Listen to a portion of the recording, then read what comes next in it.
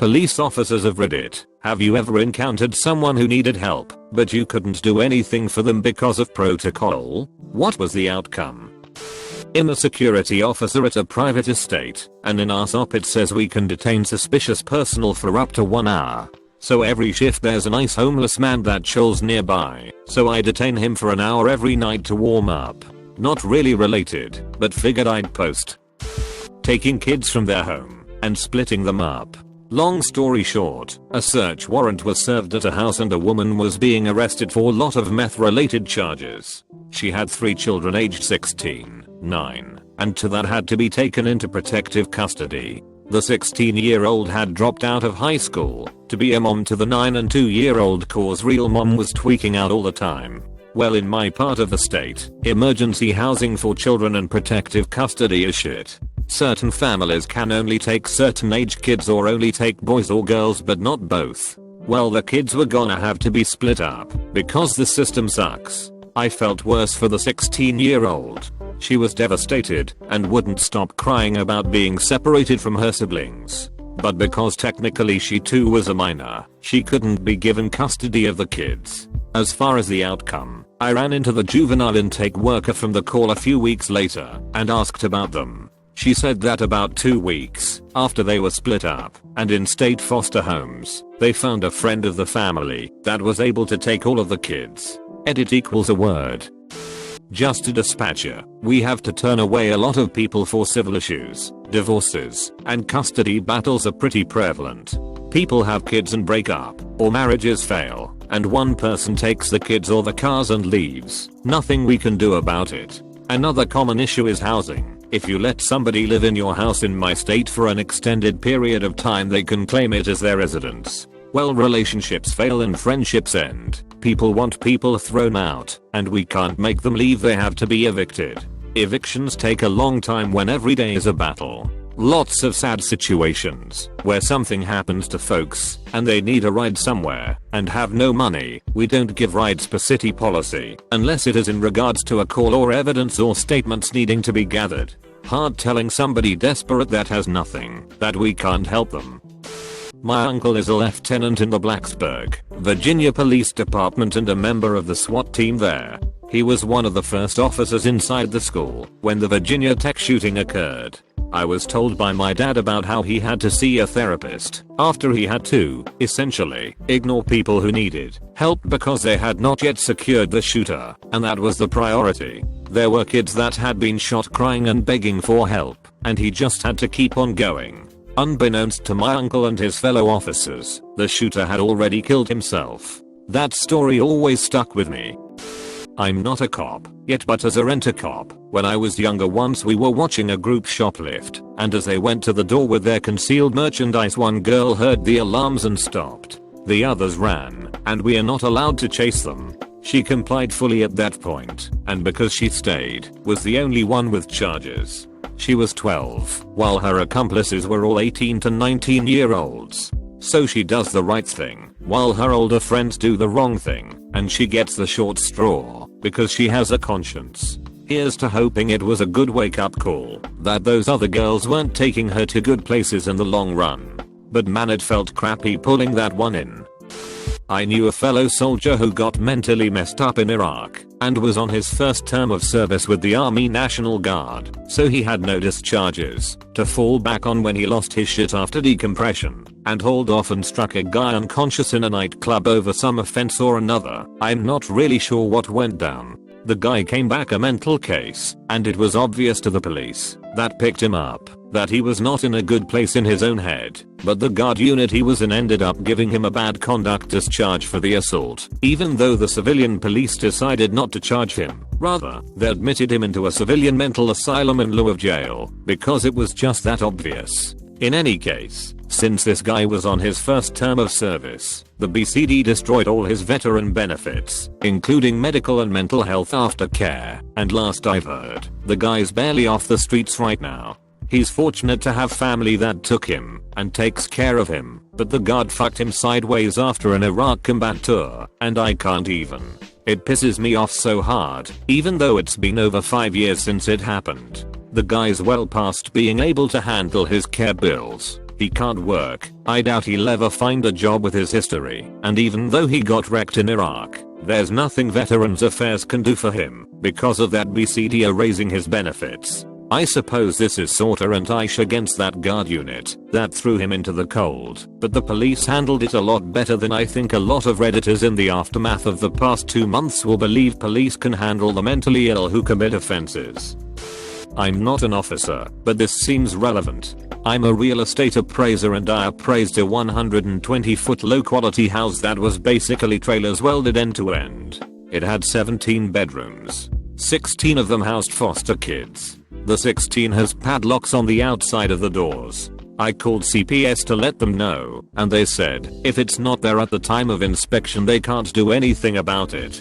I still worry about those kids possibly being locked in when they get back from school.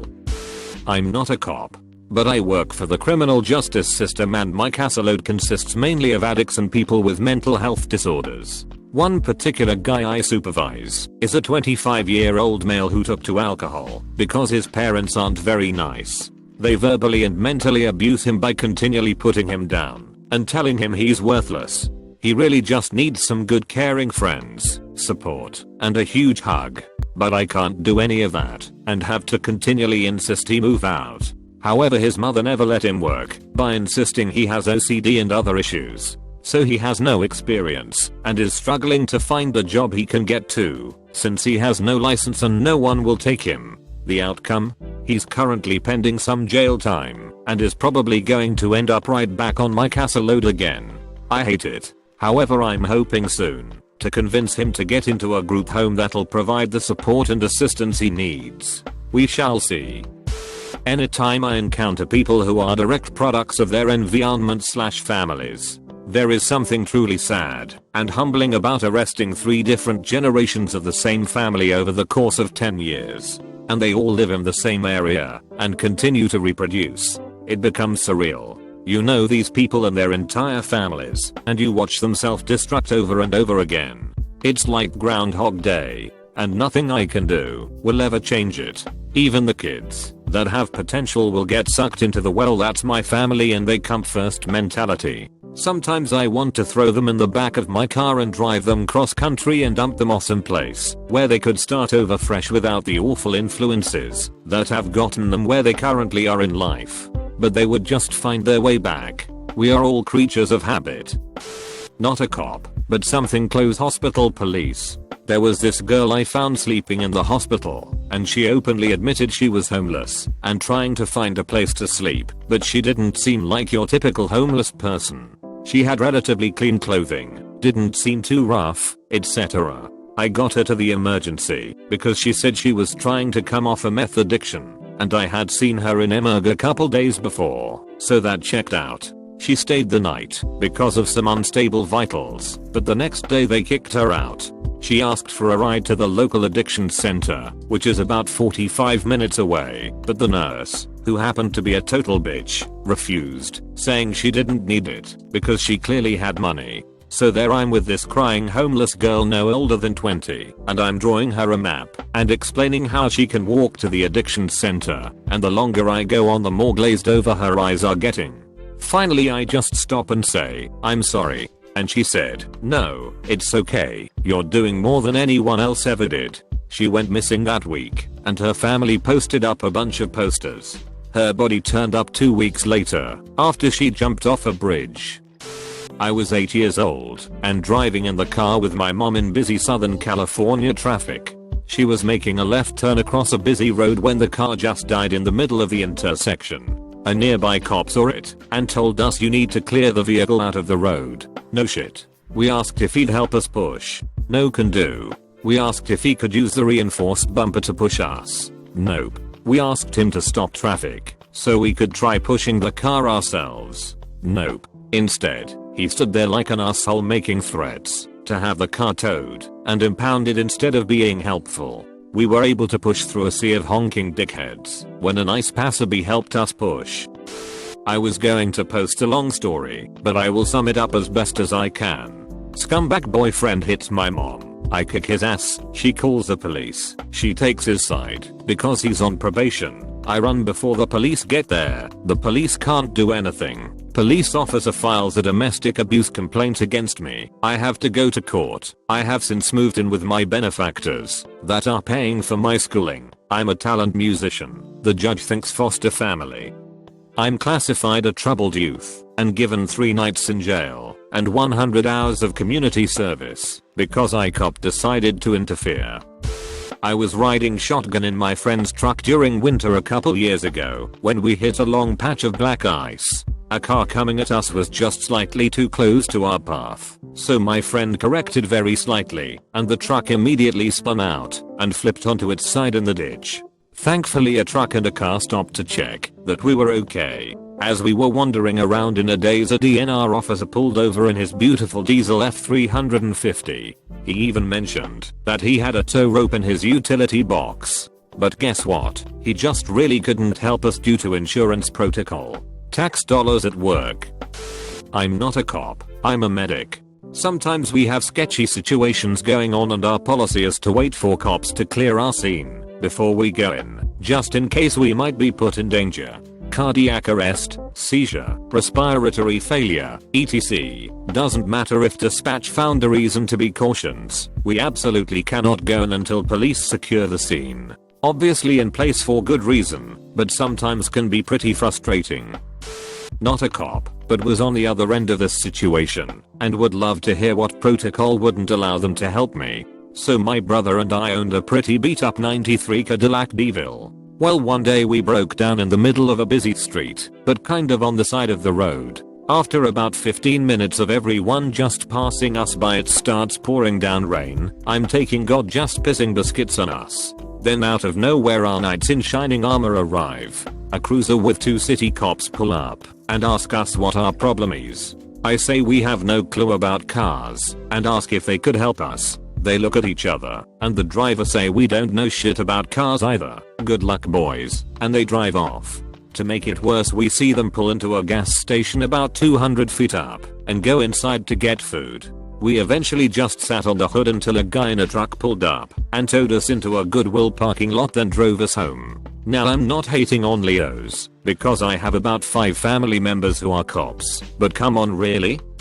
This is more of a conflict between police and fire that resulted in a pretty bad situation, but it fits. We were working a very busy night. I'm a cop, and a medical call came out for a female who was having trouble breathing due to a severe asthma attack and she needed help. She lived alone and was barely able to communicate with dispatch. Fire/rescue was sent and got to the home to find the front door locked. This is where the issue comes into play. As police, we have the ability to force entry into a home under exigent circumstances, and the fire department is aware of this. What they don't like to admit is that they have the same ability for medical emergencies. What they also don't like to admit is that they don't like to do the paperwork for it. So they usually call us and have us do it, sticking us with the paperwork. In this instance they requested our assistance, but we were busy. My corporal told them we would be on the way as soon as we could, but advised them very clearly over the radio that they can enter as well, and to do so if it is needed. All the while this girl is getting weaker and weaker, suffocating over the phone with dispatch. Fire/rescue still would not enter. The girl went silent on the phone with the dispatcher. My corporal manages to get free and heads over there and, in a stroke of genius, checked the back door, which was unlocked, and found the girl dead about 6 feet from her front door. He let fire/rescue in and thankfully they resuscitated her and she lived. Last I heard there was talk of litigation, but I'm not with that department anymore and haven't checked in. I couldn't imagine being that girl and knowing the EMTs were right outside her door, but she was too weak to get there.